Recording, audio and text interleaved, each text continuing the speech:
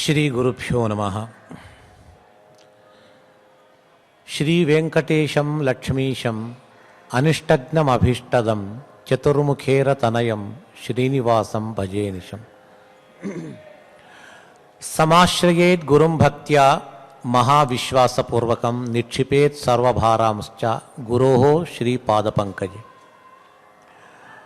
मन्मनोभीष्टवरदं सर्वाभीष्टफलप्रदं पुरंदर गुरुं वंदे दासश्रेष्ठं दयानिधिं। श्री पुरंदरदासुల ఆరాధన మహోత్సవము వెంకటేశ్వర స్వామి యొక్క ఆంతరంగిక భక్తులు శ్రీ పురందరదాసులు. వారి కృపా కటాక్షము చేత 4,75,000 సంకీర్తనలు రచించి ఇచ్చారు.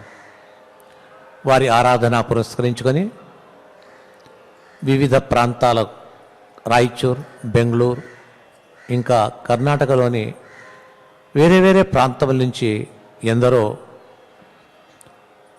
ఈ కర్ణాటక హిందుస్థానీ సంగీతంలో చక్కటి ప్రావీణ్యం కలిగిన వాళ్ళందరూ వచ్చారు.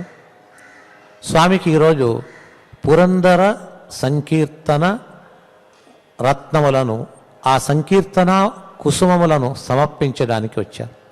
కలియుగములో నామ సంకీర్తనమే మహాపూజ. ఇదొక గొప్ప యజ్ఞం. అలాంటి సంకీర్తన యజ్ఞములో ప్రారంభములోనే గురు వందనముతో ప్రారంభిస్తున్నాము. పురందరదాసులకు పురందర విఠలాని ముద్రికను, అంకితాన్ని అనుగ్రహించిన వారు విజయనగర సామ్రాజ్య అధిపతులకు రాజగురువైన, కృష్ణదేవరాయలకు రాజగురువైన శ్రీ వ్యాసరాజ యతీశ్వరులు. వారు 12 సంవత్సరములు తిరుపతి వెంకటేశ్వర స్వామిని పూజించే మహద్భాగ్యం వారికి కలిగింది. 12 సంవత్సరాలు స్వామిని అర్చించి పురందరదాసులు వంటి ఒక మహనీయుని తయారు చేశారు. ఆ వ్యాసరాజుల వారే తమ శిష్యులైన పురందరదాసులను కొనియాడతారు. లోకములో ఎక్కడ చూసినా గురువులు శిష్యులు గురువులను కొనియాడతారు. అయితే ఇక్కడ మాత్రము గురువులే శిష్యులను, శిష్యుల యొక్క ఖ్యాతిని, మహత్వాన్ని పొగడుతున్నారు. దాస అనే శబ్దానికి నిజమైన అర్థము పురందరదాసులో ఉన్నది. దాస అంటే సర్వస్వాన్ని వదిలినవారు. నాది, నేను, నా సంబంధం అనేది ఏమీ లేకుండా నాకు ఎవరు లేరు, ఒకడే ఉన్నాడు, ఆ ఒకడు భగవంతుడు అని సమస్త ప్రపంచాన్నే త్యాగం చేసి ఆ ప్రపంచ అంతర్యామి అయినటువంటి సర్వాంతర్యామి అయిన ఆ భగవంతుడే నావాడు అని చెప్పేసి చెప్పుకుంటూ స్వేచ్ఛగా సంచరించే అవధూతలకు దాస అనే శబ్దం. అలాంటి దాస పదవికి అర్హత కలిగిన వ్యక్తి పురందరదాసు. దాసులంటే పురందరదాసులు అనే అర్థంతో దాసరెందరే పురందర దాసరయ్యా అని వ్యాసరాజులు సంకీర్తించారు. ఆ సంకీర్తనతో ఇది పురందరదాస గురువందనంతో ప్రారంభమవుతుంది ఈనాటి కార్యక్రమం.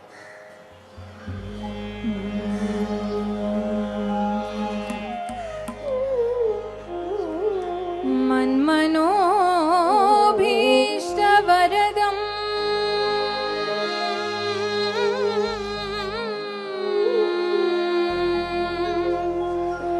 సర్వాభీష్టఫలప్రదం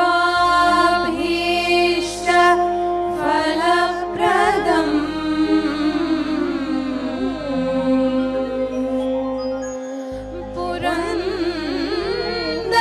గురుం వందే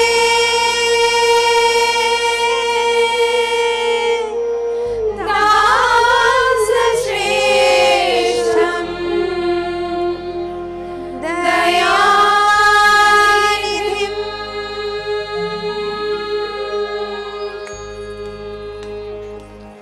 వాసుదేవ కృష్ణన్న సూసి పూజిಸುವಂಥ, వాసుదేవ కృష్ణన్న సూసి పూజిಸುವಂಥ దాసరెందరే పురందర దాసరయ్యా. దాసరెందరే పురందర దాసరయ్యా. వాసుదేవ కృష్ణన్న సూసి పూజి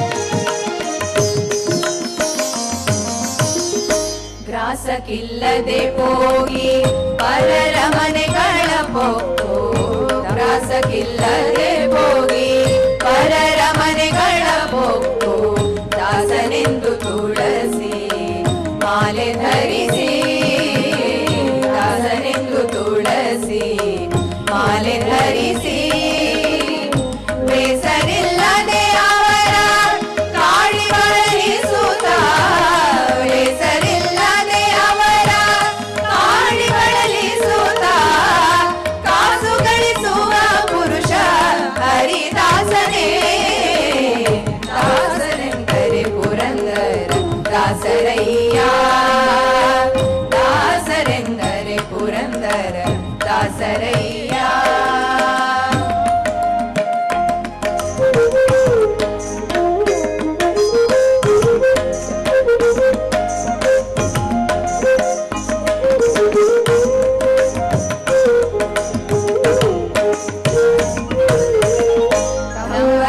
ಹರಿ ಸ್ಮರಣೆ ಮಾಡಿ ಜನರ ಮುಂದೆ ಡಂಬಗರಿ ಹರಿ ಸ್ಮರಣೆ ಮಾಡಿ ಜನರ ಮುಂದೆ ಸಂಭ್ರಮದಿ ತಾಲುಂಬ ಊಟ ಬಯಸಿ ಸಂಭ್ರಮದಿ ತಾಲುಂಬ ಊಟ ಬಯಸಿ ಅಂಬುಜೋದ್ಭವಿತನ ಆಗಮಗಳರಿಯದೆ ಅಂಬುಜೋದ್ಭವ ಪಿತನ ಆಗಮಗಳರಿಯದೆ ತಂಬೂರಿ ಮೀಡಲವ ಹರಿದಾಸನೇ ದಾಸರೆಂದರೆ ಪುರಂದರ ದಾಸರಯ್ಯ ದಾಸರೆಂದರೆ ಪುರಂದರ ದಾಸರಯ್ಯ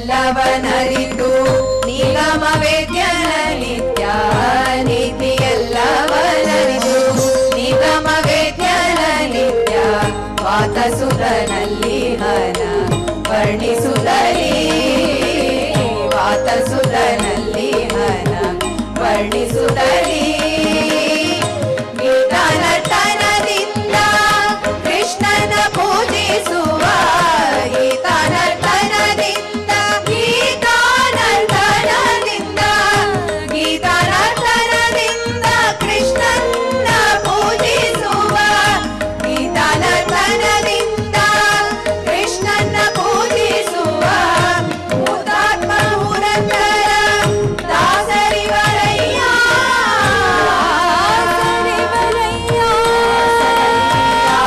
ಪುರಂದರ ದಾಸರಯ್ಯ ಪುರಂದರ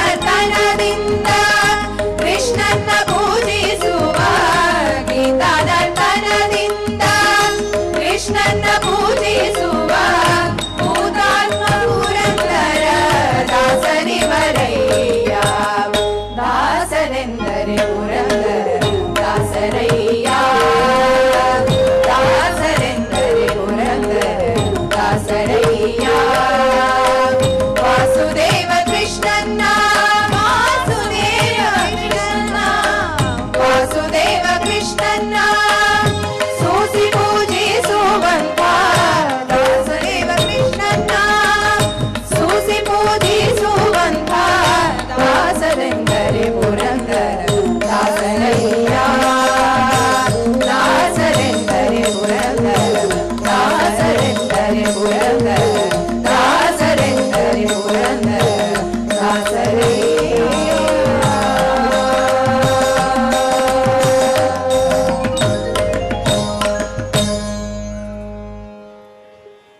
తర్వాతి సంకీర్తన సకల దేవతలకు ఋషులకు మనుష్యులకు దేవదానవులకు కూడా శ్వాసోచ్ఛ్వాసములను కలిగించే వ్యక్తి హనుమంతుడు. అతని మూల రూపమే ప్రాణదేవ. ఇది ఉపనిషత్తుల్లో చాలా, ఇది శాస్త్రము తెలియని వాళ్లకు ఈ పేరు తెలియదు. జనరల్గా వాయుదేవుడు అని చెప్పేస్తారు. వాయు అనే వ్యక్తి అష్టదిక్పాలకులో ఒక వాయువు ఉన్నాడు, అతడు వేరే. 49 మరుద్గణములని వాయుదేవుడు, వాళ్ళు కాదు. మూలభూతంగా ఉపనిషత్తులో చెప్పబడిన ప్రాణ అనే శబ్దంతో పిలువబడే ఆ దేవత, అతని అవతారమే హనుమంతుడు. అతని అవతార త్రయములని భీమావతారము, అదే కలియుగములో తత్వజ్ఞానము కొరకు మధ్వాచార్యులుగా వారి జనించారు, అవతరించారు. ఆ 3 అవతారములను సంగ్రహించి ఒక్కొక్క చరణములో ఒక్కొక్క అవతారము యొక్క వైశిష్ట్యాన్ని పురంధరదాసులు ఇక్కడ చెప్తూ, మొదటి అవతారములో అంజనాదేవి ఉదరములో పుట్టి రాముని చరణములను ఆశ్రయించి సీతకు ఉంగరమునిచ్చి లంకాపురమునే దహించి వేశాడని, అలాగే భీమావతారములో బకాసురాది సకల రాక్షసులను సంహరించి కలియుగములో మధ్వాచార్యులై వేదాంత తత్వశాస్త్ర సిద్ధాంతములను స్థాపించారనే అవతారత్రయముల సంకీర్తన ఇప్పుడు మనం వింటాం. కూసిన కండీర కూసిన కండీరా ముఖ్య ప్రాణన కండీరా, కూసిన కండీరా ముఖ్య ప్రాణన కండీరా, బాలన కండీరా బలవంతన కండీరా, బాలన కండీరా బలవంతన కండీరా.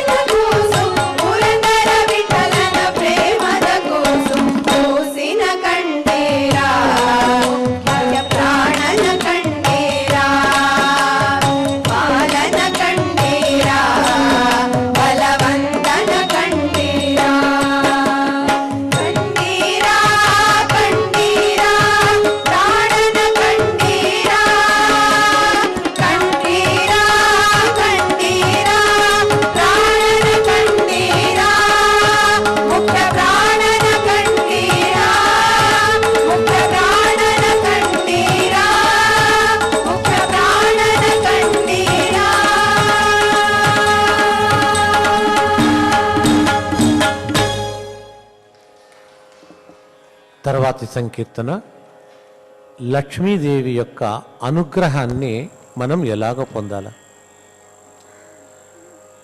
లక్ష్మిని స్తుతించడం అంటే ఆమె యొక్క మహత్వము, ఆమె అనుగ్రహము, ఆమె యొక్క స్వరూపాన్ని సర్వాభరణ భూషితురాలని చెప్పేది కొన్ని అవుతాయి.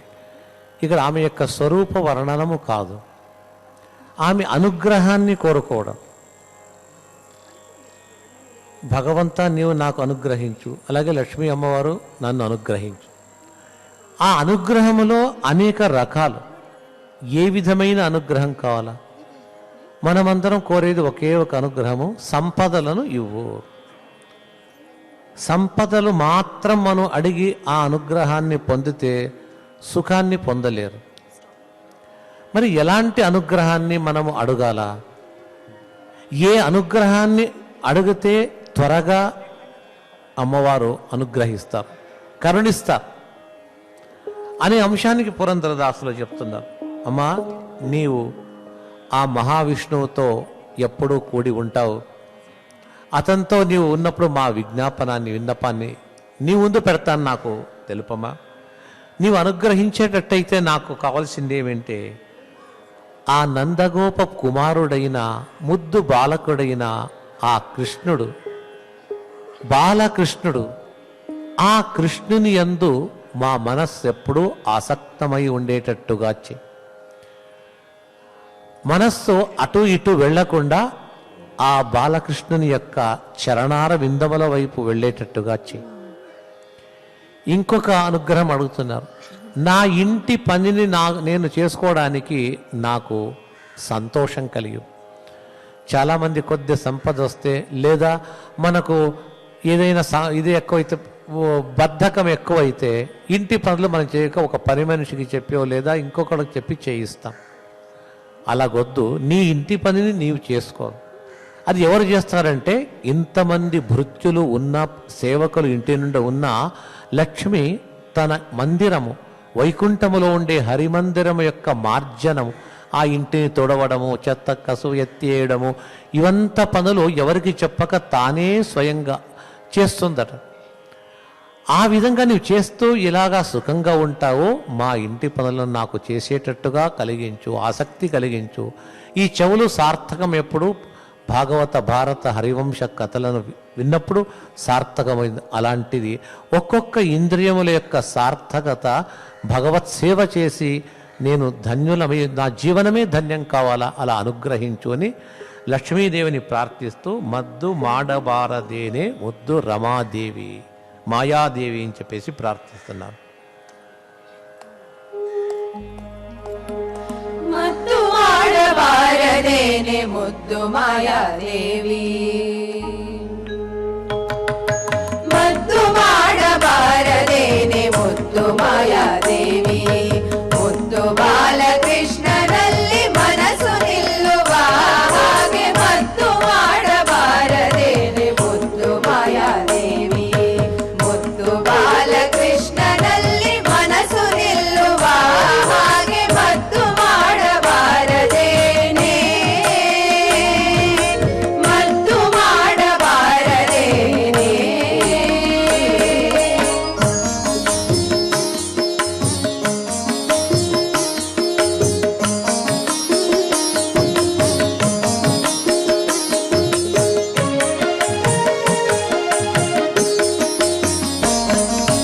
ಕರಗಳಿಂದ ಹರಿಯ ಮಂದಿರದ ಕಸವ ತೆಗೆಯಲಿಕ್ಕೆ, ಕರಗಳಿಂದ ಹರಿಯ ಮಂದಿರದ ಕಸವ ತೆಗೆಯಲಿಕ್ಕೆ, ನಿರುತದಲ್ಲೂ ಬೇಸರಿಯದೆ ಹರುಷವೂ ಮುಟ್ಟುವ ಹಾಗೆ ಮದ್ದು ಮಾಡಬಾರದೇನೆ,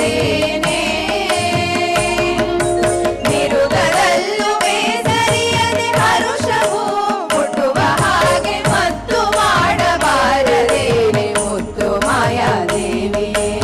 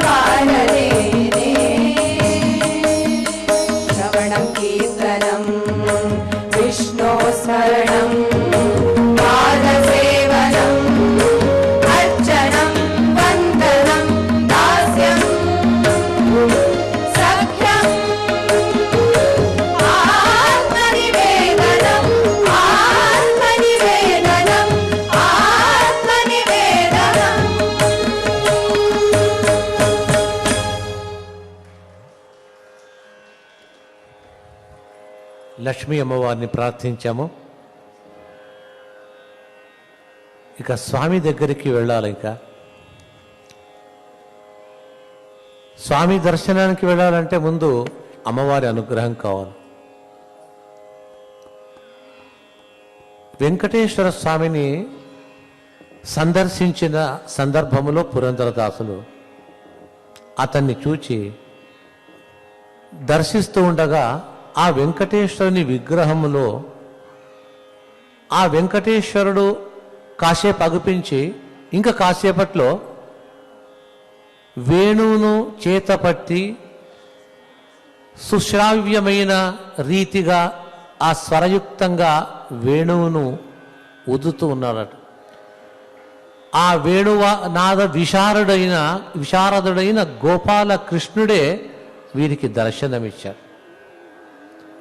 అంటే వెంకటేశ్వర స్వామి అంటే ఎవరో కాదు, ఆ ద్వాపర యుగములో దేవకీ వసుదేవుల ఇంట అవతరించిన నందగోప యశోదుల ఇంట పెరిగిన ఆ గోపాల బాలుడే ఈ శ్రీనివాసుడు, ఈ వెంకటేశ్వర స్వామి.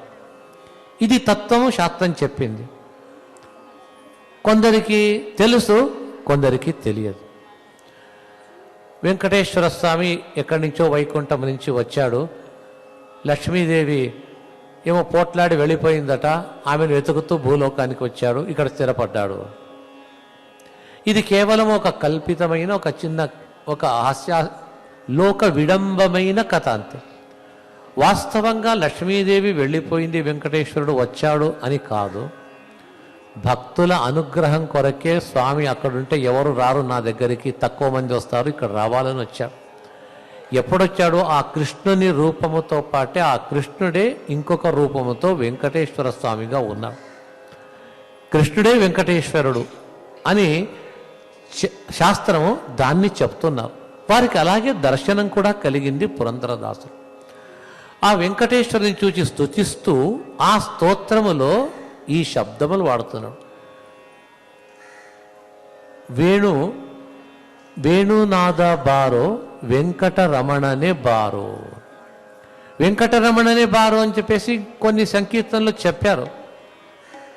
అయితే ఇక్కడ వెంకటరమణుడు ఎవరు అంటే వేణునాద బారో. ఆ గోపాలకుడే ఈ సప్తగిరులను అధిరోహించిన శ్రీనివాసుడు అని సంకీర్తనం చేస్తున్నారు.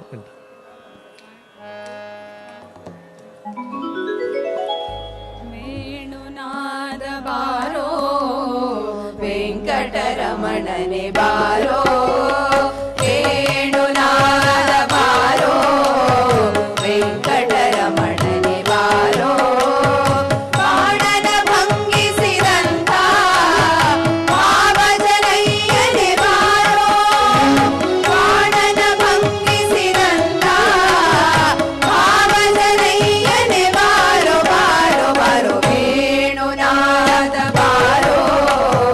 వెంకటరమణనే బారో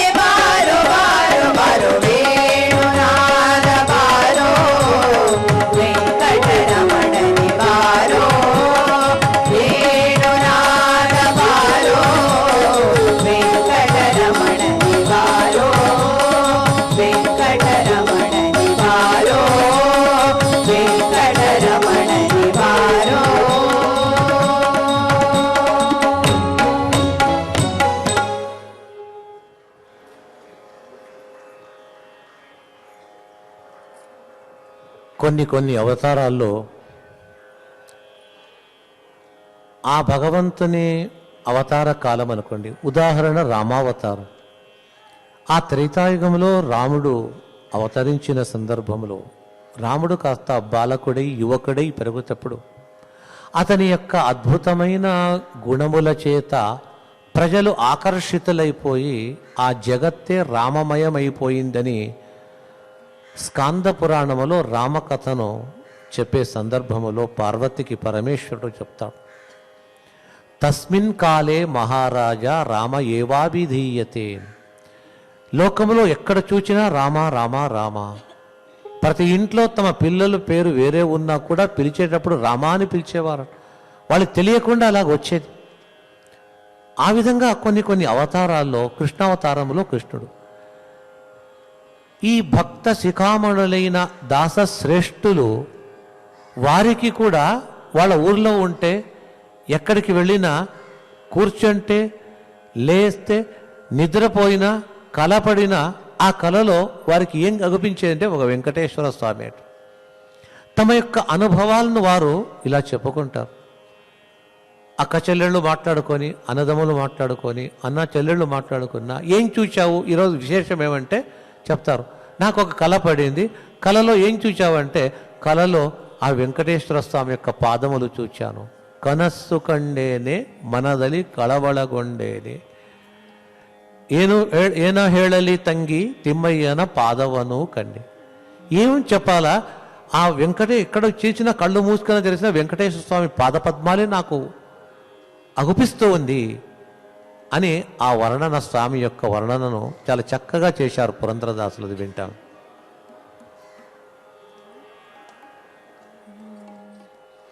ಏನ ಹೇಳಲಿ ತಂಗಿ ತಿಮ್ಮಯ್ಯನ ಪಾದವನು ಕಂಡೆ. ಏನ ಹೇಳಲಿ ತಂಗಿ ತಿಮ್ಮಯ್ಯನ ಪಾದವನು ಕಂಡೆ. ಕನಸು ಕಂಡೇನೆ ಮನದಲ್ಲಿ ಕಳವಳಗೊಂಡೇನ. ಕನಸು ಕಂಡೇನ ಮನದಲ್ಲಿ ಕಳವಳಗೊಂಡೇನ.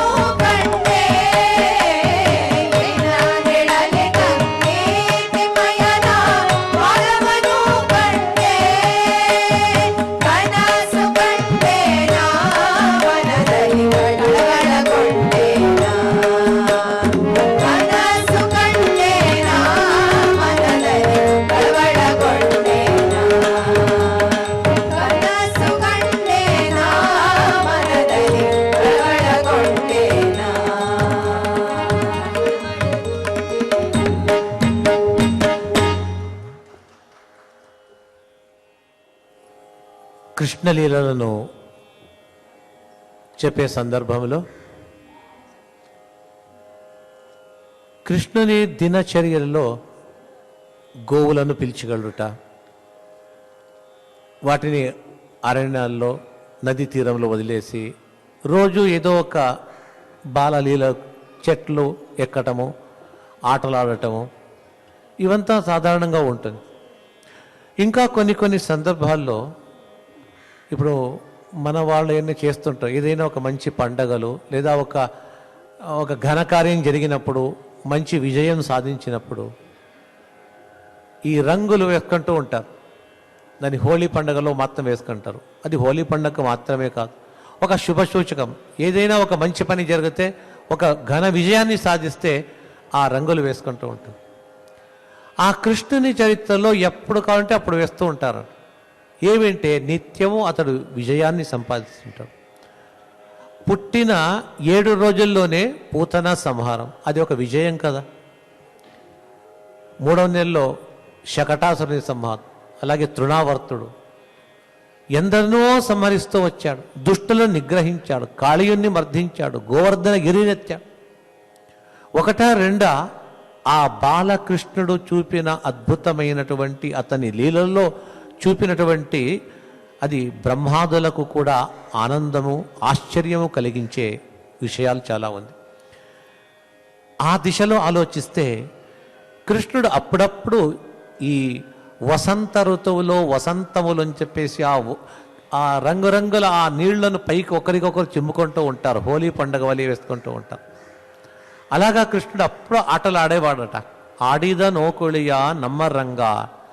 ఆ కృష్ణునికి రోజూ విజయమే, అతని వెంట ఉన్న గోపాలకులకు విజయమే. ఆ విజయ కథ విన్నటువంటి, ఇలాంటి సంకీర్తన విన్న వారికి జీవనంలో రోజూ విజయం కలుగుతుంది. అలాంటి సంకీర్తన వింటాం.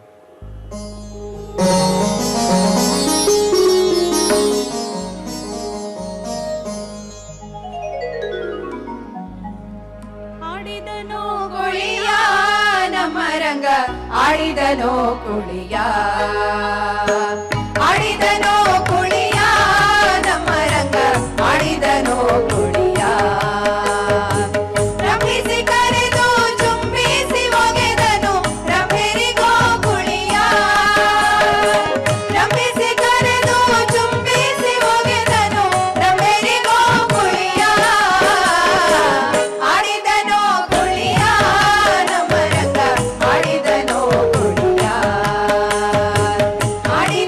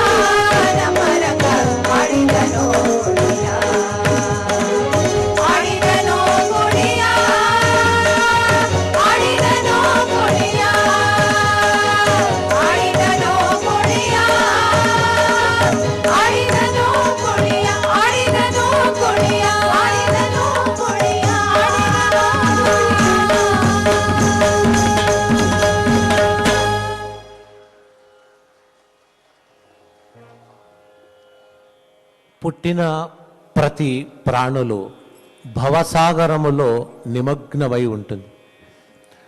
మనుష్యులు కావచ్చు, మనుష్యేతర ప్రాణులైన అందరూ భవసాగరములో మునిగి ఉన్నారు. అంటే భవసాగరం అంటే సంసార సాగరం. ఒక నీరు చిన్న నది దాటాలన్నా కూడా దాటడానికి ఒక తెప్ప లేదా పడవ, నావ వంటి సాధనం కావాలి. మనము ఉన్నటువంటిది సముద్రము. మనం చూసే సముద్రమే అవతలి ఒడ్డుకు పించదు. దానికి పరిమితం ఉంది. అయితే మన భవసాగరానికి పరిమితి లేదు. అనాది కాలము నుంచి జీవుడు ఉన్నాడు. ఎన్ని జన్మలు ఎత్తాడో తెలియదు. ఎన్నో కోట్ల జన్మలను పొంది తిరిగి ఈ చక్రము ఒకసారి పైకి కిందికి ఎలాగొస్తుందో ఈ సంసార చక్రములో జీవులు చక్రాకారంగా తిరుగుతూనే ఉంటారు. అంతు లేదు దానికి. ఈ అగాధమైనటువంటి ఈ సంసార సముద్రంలో ఉన్నప్పుడు మమ్మల్ని అటువైపుకు దాటించాలంటే రెండు కావాలా. ఒకటి దాటించే సాధనమైన పడవ, రెండవది దాటించేవాడు కావాలి. ఆ రెండు కావాలట. సరే కూర్చుంటారు. కూర్చున్న తర్వాత జాగ్రత్త దాటవయ్యా. కొందరికి రోడ్లో ప్రయాణం చేసేటప్పుడు భయం అవుతుంది, వేగంగా వెళుతుంది. కొందరికి నదిలో నీళ్లలో వెళ్ళేటప్పుడు భయం అవుతుంది, ఎక్కడ పడవ మునిగిపోతుందో. ఆ పడవ మునిగిపోతుంది భయపడి పడవ నడిపేవాడిని, అయ్యాక జాగ్రత్త, ప్రవాహం ఎక్కువ ఉంది, అక్కడ ఎక్కువగా నీళ్లు తిరుగుతుంది, అటు పోవద్దు, ఇటు తిరుగు అని భయపడి చెప్తూ ఉంటారు. అయితే ఆ భయము ఈ సంసార సముద్రంలో పడి మునిగిపోయిన వారు ఒక పడవ, భక్తులు, భగవంతుని పాదములే పడవ. ఆ పాదాన్ని ఆశ్రయించండి. నడిపేవాడు కూడా భగవంతుడే అట. అతని పాదములనే పడవను, నావను ఆశ్రయించి అతని కృపను పొందాలి. ఎందుకంటే నడిపేవాడు అతడు. అతనికి చెప్పాలి, నన్ను జాగ్రత్తగా తీసుకెళ్ళి అవతల దాటించు. పడవ నడిపేవానికి ఇంకా 10 రూపాయలు ఎక్కువ ఇస్తాను, నన్ను జాగ్రత్తగా అవతలి ఒడ్డు చేర్చుని ఎలా చెప్తాం? ఈ విషయంకి వస్తే రాముడు అయోధ్య నగరం వదిలి వనవాసానికి వెళ్ళేటప్పుడు సరయూ నది దాటాలి. ఆ సరయూ నది దాటడానికి పడవను దాటించేవాడు గుహుడు. ఆ గుహుడు రాముని రమ్మని పిలిచాడు, కూర్చున్నాడు, దాటించాడు. దాటించి అవతల ఒడ్డు వెళ్ళిన తర్వాత రాముడు అంటాడు, అయ్యా దాటించావు చాలా కష్టపడి, నీకు ఎంత ఇవ్వాలో డబ్బు, ఏం కావాలో చెప్పు, ఇస్తాను. గుహుడు అంటాడు, మనం ఒకటే కదా, నీకు నేను ఇచ్చేదొద్దు, నాకు నీవు ఇచ్చేదొద్దు. ఏమింటే నేను పడవ నడిపేవాడిని, నీవు పడవ నడిపేవాడు. నేను ఈ పడవ ఇక్కడ ఈ నదిలో నడుపుతాను, రేపు నన్ను నీవు పెద్ద నదిని దాటిస్తావు. ఏది? సంసారం నదిలో దాటించే ఒక నావికుడవు నీవయ్యావు. కాబట్టి నేను అప్పుడు డబ్బులు ఇవ్వను, నీవు ఇప్పుడు ఇవ్వద్దు, దాటించు. అంటే రాముణ్ణి ఈ పడవ నడిపేవాడంటే భవసాగరమును దాటించేవాడని గుహుడు ఆ రోజు అర్థం చేసుకున్నాడు. ఇది కంబ రామాయణంలో అతడు చెప్తాడు. అలాగే ఇచ్చిన మనము కూడా ఈ భవసాగరములో ఉన్నప్పుడు దాటించే ఆ భగవంతుణ్ణి వేడుకోవాలి. ఏమని? దాన్ని ఇక్కడ చెప్తున్నారు పురంధరదాసు, అంబిగా నా నిన్న నంబిదే, జగదంబారమణ నిన్న నంబిదే. అంబిగా అంటే పడవ నడిపేవాడు. నిన్ను నేను నమ్ముకున్నానయ్యా, నీ జాగ్రత్తగా తీసుకెవాడు. నీవెవరు తెలుసా? జగదంబారమణ. జగదంబ అంటే జగత్తుకు జనని అయిన లక్ష్మీదేవి యొక్క భర్త. కాబట్టి ఇంత గొప్పవాడవు, నన్ను జాగ్రత్తగా తీసుకెళ్ళు. పడవలు అక్కడక్కడ రంధ్రములు పడి ఉంటే నీళ్లు పైకి వస్తే బరువు ఎక్కువ పడవ మునిగిపోతుంది. ఈ పడవ మన దేహం అనేది ఒక పడవ అనుకోండి, దీనికి 9 రంధ్రములు ఉన్నది. అక్కడి నుంచి విషయములనే ఈ నీరు పైకి వచ్చేస్తుంది, దాన్ని దాటించాలా, నీవు జాగ్రత్తగా సమర్థుడవు, దాటించు అని ప్రార్థించే ఆధ్యాత్మిక కథాతత్వంతో కూడిన ఈ సంకీర్తన మనం వింటాం ఇప్పుడు. ಅಂಬಿಗಾ ನಿನ್ನ ನಂಬಿದೆ, ಜಗದಂಬಾರಮಣ ನಿನ್ನ ನಂಬಿದೆ. ಅಂಬಿಗಾ ನಿನ್ನ ನಂಬಿದೆ, ಜಗದಂಬಾರಮಣ ನಿನ್ನ ನಂಬಿದೆ.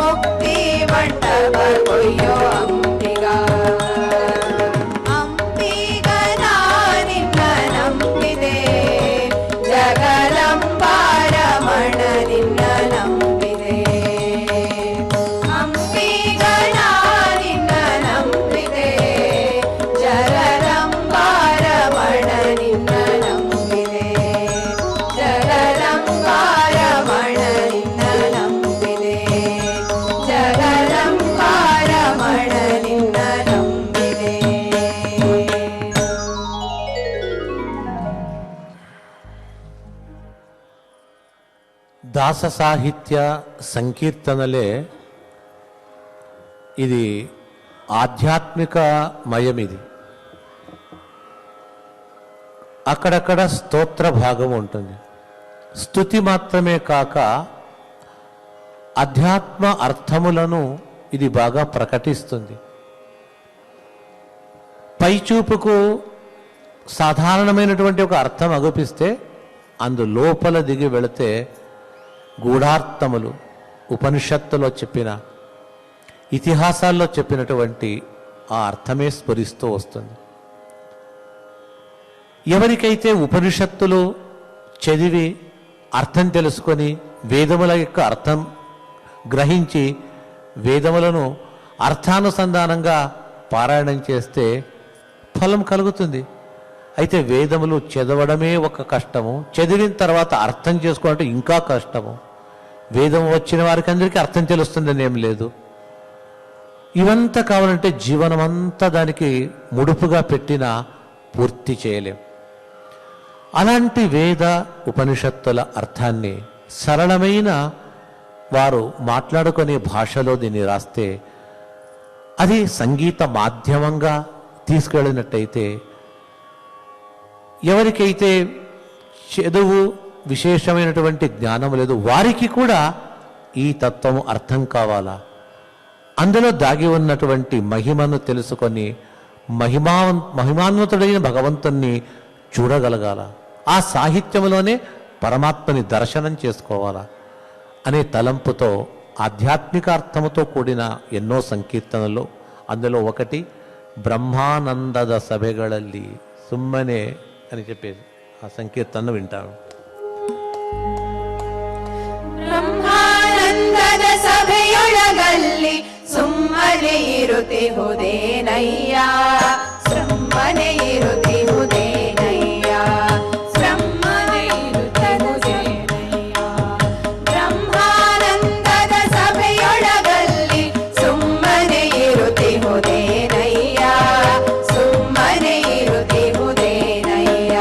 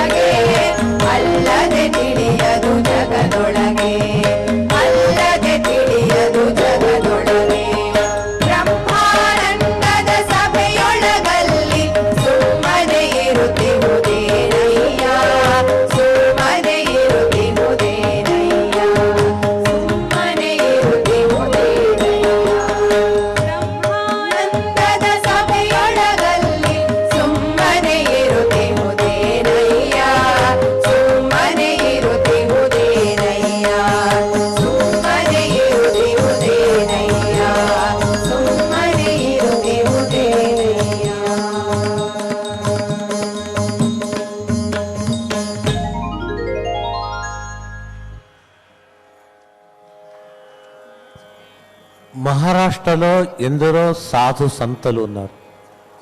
తుకారాం వంటి వారు, జ్ఞానదేవ్ వంటి వారు. వారికి ఈ కన్నడ దాసవర్యులకు అందరికీ ఆరాధ్య దేవత ఈ భజన సంకీర్తన సాంప్రదాయానికి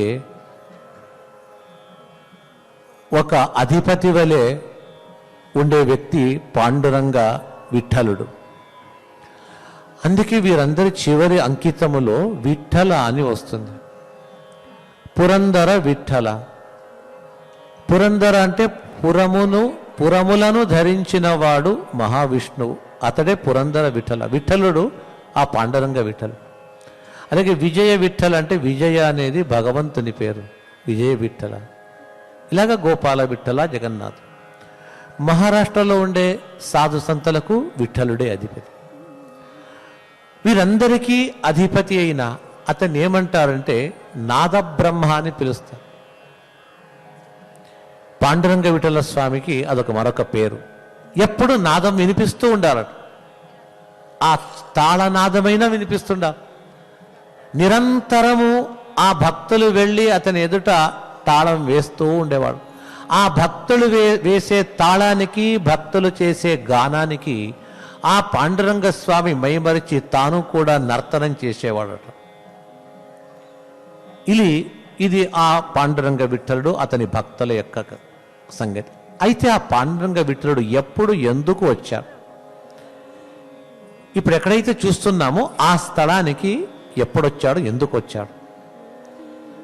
చాలామంది భక్తులు, ఒక భక్తుడు తన యొక్క విధి నిర్వహణను బాగా చేసినందుకు మాతాపితృల సేవ అనవరతంగా చేశాడు. ఒకప్పుడు తల్లిదండ్రులను పరిత్యజించి వారిని హింసించేవాడు. జీవనంలో ఒక గుణపాఠం జరిగింది. అప్పటి నుంచి తిరిగి తల్లిదండ్రులను ఆశ్రయించి చాలా భక్తితో సేవించాడు. వృద్ధులైన మాతాపితృలను చంద్రభాగా నదికి తీసుకెళ్లి స్నానం చేయించి తుడిచి వాళ్ళను ఒడ్డు కూర్చోపెట్టి పలహారం ఇచ్చి తిరిగి ఇంటికి తీసుకువెళ్ళి రోజు వాళ్ళని చూసుకునేవాడు. ఆ మాతాపితృల సేవను చూచిన మహావిష్ణువే ఈ రూపంగా వచ్చాడు. కాళ్లకు గజ్జలు కట్టాడు. వచ్చి ఆ శబ్దం చేస్తూ ఏ నది ఒడ్డున కూర్చొని తల్లిదండ్రులు సేవిస్తున్నాడో పుండరీక ముని, ఆ ముని దగ్గరకు వచ్చి శబ్దం చేసేటప్పుడు తిరిగి చూచాడు. స్వామి వచ్చాడు. అయితే ఇక్కడ తల్లిదండ్రులు, అక్కడ స్వామి. ఏం చేయాలా? తల్లిదండ్రులే నాకు ముఖ్యం అని, స్వామి కాస్త నిలబడు, నా తల్లిదండ్రులను సేవించి ఇంట్లో వదిలి నీ దగ్గరకు వస్తాను నేను. అంతవరకు నీవు ఇక్కడ ఈ నది ఒడ్డు బురద ఎక్కువగా ఉన్నది, నీరు ఉన్నది, నీవు ఎలాగుంటావని అలాగ ఆలోచిస్తూ ఒక ఇటుక రాయి ఉండిందట. ఆ ఇటుక రాయి తీసి అక్కడ పెట్టి దీనిపైన నీవు నిలబడు అని ఇచ్చి తన తల్లిదండ్రులను తీసుకెళ్ళి ఇంటికి వెళతాడు. వాళ్ళని కూర్చోపెట్టి తిరిగి వచ్చేటప్పటికి ఆ స్వామి అక్కడ లేడు. అయితే ఏమయ్యాడు? తాను ఇచ్చిన ఇటుక పైన అలాగే శిలగా మారిపోయా. అదే ఇప్పుడు మనం చూసే పాండురంగ విఠలుని యొక్క ప్రతిమ. ఎక్కడున్నాడు విఠలుడు అంటే ఇటుక పైన నిలబడ్డాడు. పురంధరదాసులకు చాలా ఇష్టమైన స్థలం అది. ఎన్నోసార్లు వెళతారు. వెళ్ళి ఆ విఠలుని చాలా స్తుతిస్తారు. ఇట్టిగి మేలే నింతానమ్మ విఠల తాను. ఆ ఇటుక పైన తాను నింటూ తన చిన్న చిన్న పాదములను, ఆ సుందరమైనటువంటి ఆ పాదములను ఇటుకల పైన పెట్టి తాను నిలబడి నర్తనం చేస్తూ ఉన్నాడు అని పురంధరదాసులు వర్ణించారు. ఆ ఒక సంకీర్తన వింటాను.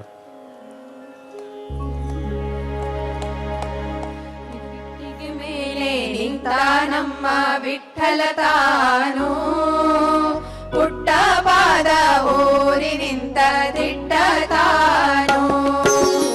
ఇట్టిಗೆ ಮೇಲೆ నింతానమ్మ విఠల తాను పుట్ట పాద ఊరి నింత తిట్ట తాను. పుట్ట పాದ ఊరి నింత ಗಟ್ಟಿಯಾಗಿ ನಿಂತಾನಮ್ಮ. ಪುಟ್ಟ ಪಾದ ಊರಿ ನಿಂತ ಗಟ್ಟಿಯಾಗಿ ನಿಂತಾನಮ್ಮ. ಟೊಂಕದ ಮೇಲೆ ಕೈಯ ಗಟ್ಟಿ ಭಕ್ತ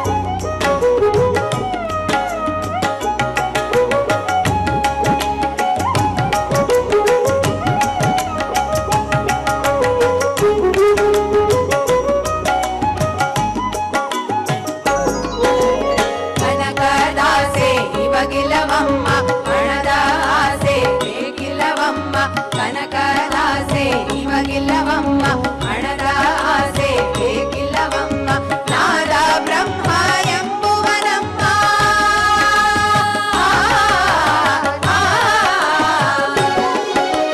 ನಾದ ಬ್ರಹ್ಮನೆಂಬುವನಮ್ಮ, ಭಕ್ತರ ಭಜನೆಗೆ ಒದಗುವನಮ್ಮ, ಇಟ್ಟಿಗೆ ಮೇಲೆ ನಿಂತಾನಮ್ಮ ವಿಠ್ಠಲ ತಾನು, ಪುಟ್ಟ ಪಾದ ಊರಿ ನಿಂತ ದಿಟ್ಟ ತಾನು.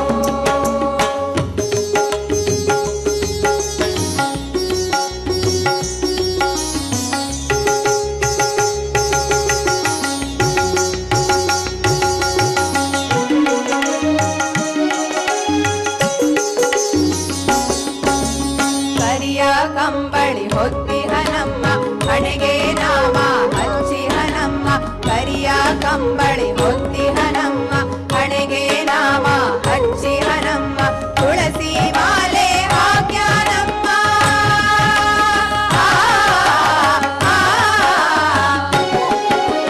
ತುಳಸಿ ಮಾಲೆ ಹಾಕ್ಯಾನಮ್ಮ, ಪುರಂದರ ವಿಠಲ ಹೊರಿದಿಹನಮ್ಮ, ಇಟ್ಟಿಗೆ ಮೇಲೆ ನಿಂತಾನಮ್ಮ ವಿಠ್ಠಲ ತಾನು, ಪುಟ್ಟ ಪಾದ ಊರಿ ನಿಂತ ದಿಟ್ಟ ತಾನು. ಇಟ್ಟಿಗೆ ಮೇಲೆ ನಿಂತಾನಮ್ಮ ವಿಠ್ಠಲ ತಾನು, ಪುಟ್ಟ ಪಾದ ಊರಿ ನಿಂತ ದಿಟ್ಟ ತಾನು. ಪುಟ್ಟ ಪಾದ ಊರಿ ನಿಂತ ಗಟ್ಟಿಯಾಗಿ ನಿಂತಾನಮ್ಮ, ಪುಟ್ಟ ಪಾದ ಊರಿ ನಿಂತ ಗಟ್ಟಿಯಾಗಿ ನಿಂತಾನಮ್ಮ, ಟೊಂಕದ ಮೇಲೆ ಕೈಯ ಕಟ್ಟಿ ಭಕ್ತರ ಬರುವುದು ನೋಡುವನಮ್ಮ, ಇಟ್ಟಿಗೆ ಮೇಲೆ ನಿಂತಾನಮ್ಮ ವಿಠ್ಠಲ ತಾನು, ಪುಟ್ಟ ಪಾದ ಊರಿ ನಿಂತ ದಿಟ್ಟ ತಾನು. ಪುಟ್ಟ ಪಾದ ಊರಿ ನಿಂತ ದಿಟ್ಟ ತಾನು. ವಿಠ್ಠಲ ವಿಠ್ಠಲ ವಿಠ್ಠಲ ವಿಠ್ಠಲ ವಿಠ್ಠಲ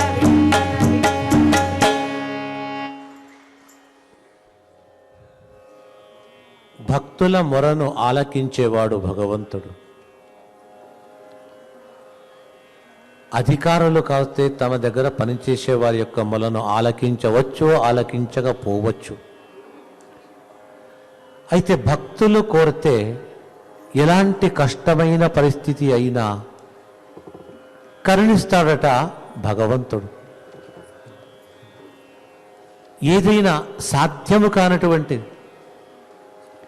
ఉదాహరణ, భక్త మార్కండేయుడని పేరు విన్నాం. మురుకండు ఋషి కుమారుడు. అతనికి ఆయుష్ చిన్నతనంలోనే పోయింది. 6 ఏళ్ళు ఉన్నప్పుడు ఇంకా ఆయుష్ కేవలం కొన్ని రోజులనే ఉండింది. తండ్రి చెప్తాడు, కనిపించిన మహానుభావులకు జ్ఞానులకు నమస్కరించు, ఇంత చెప్పింటాడు. అగుపించిన వారికి జ్ఞానులకు నమస్కరిస్తుంటే సప్తఋషులు పోదు వారికి నమస్కరించాడు. వాళ్ళు ఆయుష్మాన్ భవ అన్నారు, నీకు ఆయుష్ పెరగనేను. తర్వాత చూస్తారు ముఖంలో ఆయుష్ అయిపోయింది, మేము చెప్పేశామే, ఏం చేయాలా, మా మాట అబద్ధమవుతుంది, ఏమైనా చేయాలని చెప్పేసి ఆ పిల్లోని అలాగే తీసుకొని బ్రహ్మలోకానికి తీసుకెళ్ళిపోతారు. బ్రహ్మకు నమస్కారం చేయమని చెప్తే ఆ కుర్రవాడు బాలకుడు నమస్కరిస్తాడు. బ్రహ్మ అంటాడు, ఆయుష్మాన్ భవాన్. స్వామి, మేము చూస్తున్నాము ఆయుష్ అయిపోయింది, మీరు చెప్పారంటే అవును అయిపోయింది, నిజమే. కానీ అతడు మంచి భావంతో, మొరతో, మంచి హృదయంతో చేశారు. మీరు మంచి మాటలతో నన్ను ప్రార్థించారు. మీ భక్తుల మొర నేను విని అతనికి ఆయుష్ లేకుండా ఆయుష్ ఇస్తున్నాను అన్నాడు. అంటే ఎలాంటి ఏదైనా సంపద పోతే తిరిగి భగవంతుడు ఇస్తాడు, ఆయుష్ పోతే తిరిగి బతికించేది లేదు, అయినా ఇస్తాడు. ఎవరికి? భక్తుల యొక్క మొర. అలాగే భక్తులు ప్రార్థిస్తారంట.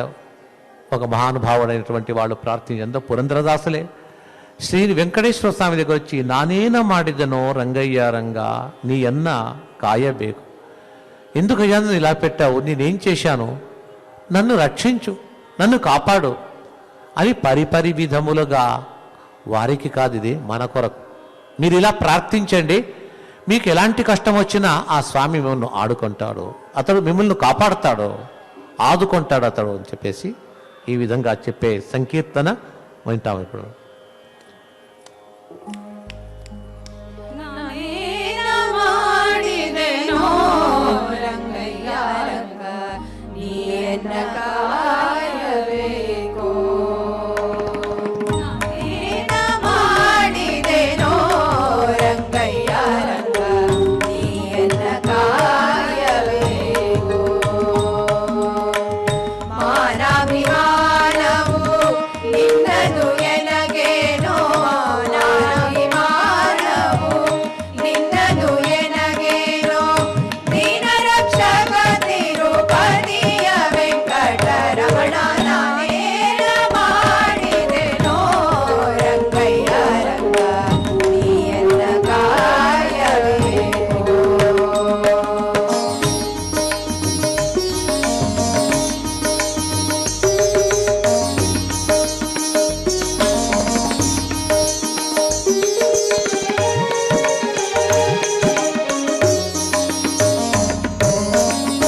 ರಕ್ಕಸ ಸೂದನನೆ ಕೇಳೋ ಧ್ರುವರಾಯ ಚಿಕ್ಕವನಲ್ಲವೇನೋ.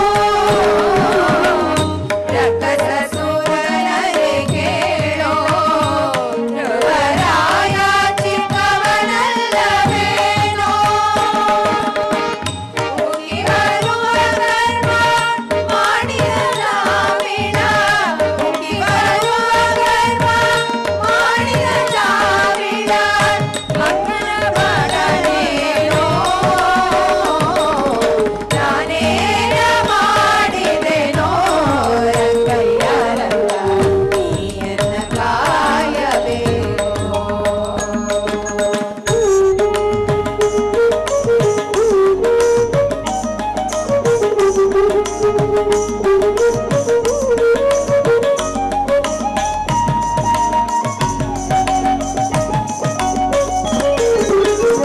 ಕರಿರಾಜ ಕರೆಸಿದರೆ ದ್ರೌಪದಿ ದೇವಿಯ ಬರೆದೊಲೆಗಳು ಬಿಡರೆ.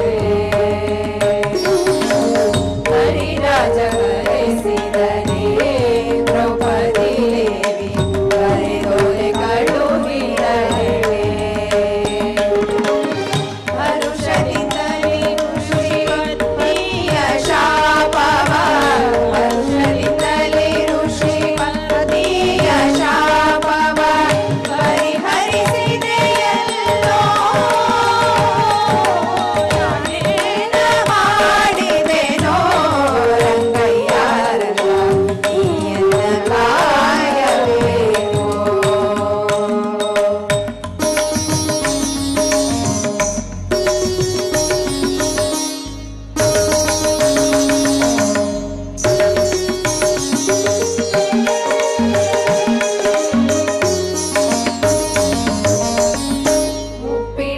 ಉಪ್ಪಿಡಿಯವಲಕ್ಕಿಯ ತಂದವನಿಗೆ ಒಪ್ಪುವಂತೆ ಕೊಡಲಿಲ್ಲವೇ.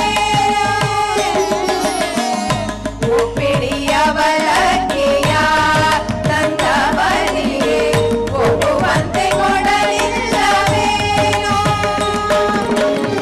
ಸರ್ಪಶಯನರಿ ಪುರಂದರ ವಿಠಲ, ಸರ್ಪಶಯನ ಶ್ರೀ ಪುರಂದರ ವಿಠಲ ಅಪ್ರಮೇಯ ಕಾಯೋ. ನಾನೇನ ಮಾಡಿದೆನೋ ರಂಗಯ್ಯ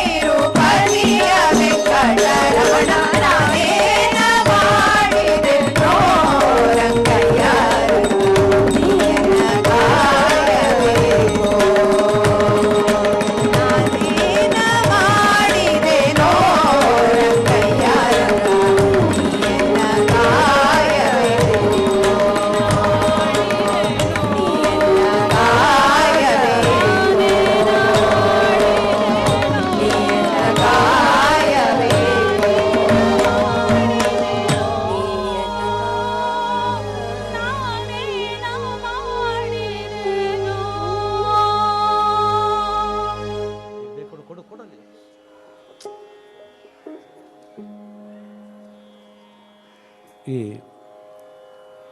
అద్భుతమైనటువంటి సంకీర్తనలతో స్వామికి ఇదొక మహా పూజ మహాయజ్ఞము గావించారు.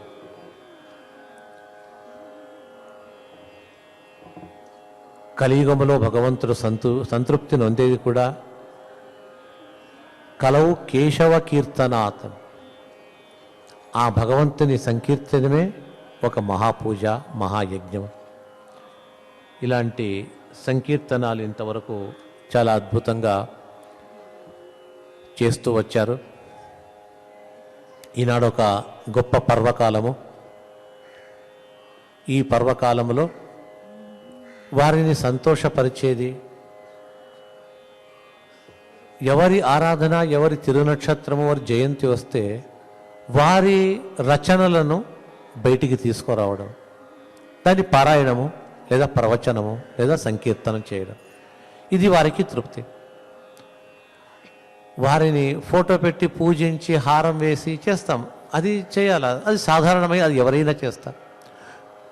ఏ ఉద్దేశంగా ఆ మహనీయులు భూలోకానికి వచ్చారో, ఏం చేయడం కొరకు వచ్చారో ఆ పని వారు ఆదేశించి వెళ్ళిన ఆ పని మనం చేసినట్టయితే వారికి అది సంతృప్తి. నది ఒక పర్వతాగ్రమ నుంచి పైకి పడుతూ పోతూ ఉంటుంది. అక్కడ పడడం ఆగిపోతే కింద ప్రవహించడం వెళ్ళిపోతుంది. అందుకే ఇది పురంధరదాసులనే ఒక మహాపర్వతము యొక్క వదనారవిందము నుంచి ఉద్భవించినటువంటి సాహిత్య జ్ఞాన గంగోత్రి ఈ దాస సాహిత్యం. ఇది ఇలాగే జరగాలన్నట్టయితే, ఈ ప్రవాహం వెళుతూ ఉండాలంటే అది నేర్చుకున్నవారు పదే పదే ఆ సాహిత్యాన్ని తిరిగి వారి ఆరాధనలే కాక తరచుగా దీన్ని మనము తిరిగి మన యొక్క సంకీర్తన గావిస్తూ ఉంటే ఈ దాస సాహిత్య గంగోత్రికి విచ్ఛేదము రాకుండా అది నిరంతరము గంగా ప్రవాహము కంటే అతి వేగంగా ఇది బాగా ముందుకు వెళ్ళిపోతుందట. అలాంటి సంకీర్తన ప్రవాహమే ఈ దాసవర్యులందరూ ప్రవహింపజేశా. అది శ్రీనివాస స్వామి యొక్క కృపాపోషితం. ఈ దాస సాహిత్య సంస్థ స్థాపించడం కూడా వెంకటేశ్వర స్వామి యొక్క అనుగ్రహముచే ఇచ్చటి అధికారులు స్థాపింపేది. ఈ సంస్థ స్థాపించి 1979 జూన్ నెలలో ఇప్పటికి 42 సంవత్సరాలు అవిచ్ఛిన్నంగా ఈ ఒక సంస్థ జరుగుతూ ఉన్నది. వెంకటేశ్వర స్వామికి చాలా సంతోషమయ్యేదే 2 కళ్ళు, ఒకటి అన్నమాచార్య, ఒకటి పురంధరదాసు. ఈ ఇద్దరు మహానుభావులు వచ్చి ఇక్కడ సేవించి స్వామిని విశేషంగా సేవించి అతని కృపకు వీరు పాత్రలయ్యారు అని చెప్పేసి ఈరోజు శ్రీ పురంధరదాసుల ఆరాధన సందర్భంగా ఇంతవరకు వీరు చాలా అద్భుతంగా గానం చేసి స్వామి కృపకు పాత్రలయ్యారు. వీరందరికీ కూడా వేరే వేరే ప్రాంతాల నుంచి అందరూ వచ్చి భక్తిచే చాలా నమ్రీ భావంచే చేశారు. అందరికీ ఆ శ్రీనివాసుడు శ్రీ పురంధరదాసులు పరమానుగ్రహము చేయని చెప్పేసి చెప్తూ వీరి ఆ గాత్రానికి సరి అయినటువంటి వాద్య సంగీతములను సమకూర్చినటువంటి వాద్య సంగీత కళాకారులు, ఆ సంగీత విద్వాంసులకు వారికి కూడా విశేషంగా స్వామి అనుగ్రహించని చెప్పేసి ప్రార్థిస్తూ ఈ కార్యక్రమాన్ని ఇంతటితో ముగిస్తాం. శ్రియకాంతాయ కళ్యాణ నిధయే నిధయేర్తినాం శ్రీవేంకట నివాసాయ శ్రీనివాసాయ మంగళం.